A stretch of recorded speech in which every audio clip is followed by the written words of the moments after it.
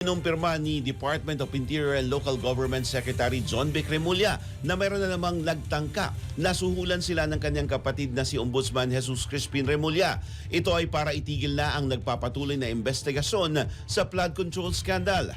Ayon kay Secretary John Vic, ito na ang pangalawang pagkakataon na inalok sila ni Ombudsman Boying ng 1 bilyong piso.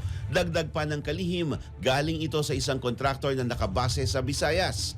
Kagad naman itong inireport ng kalihim kay Pangulong Bongbong Marcos. Una nang sinabi ni Secretary John Vic na inalok sila ng 1 billion pesos ng mutual friend ng isang individual na sangkot sa flood control scandal. Samantala, nilinaw ni Ombudsman Boying na hindi naman daw siya nakatanggap ng anumang direct offer upang itigil ang investigasyon sa issue.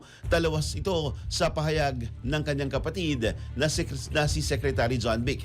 Gayunman, sang-ayon ng Ombudsman na mahihirapan silang patunayan ang umano'y suhulan.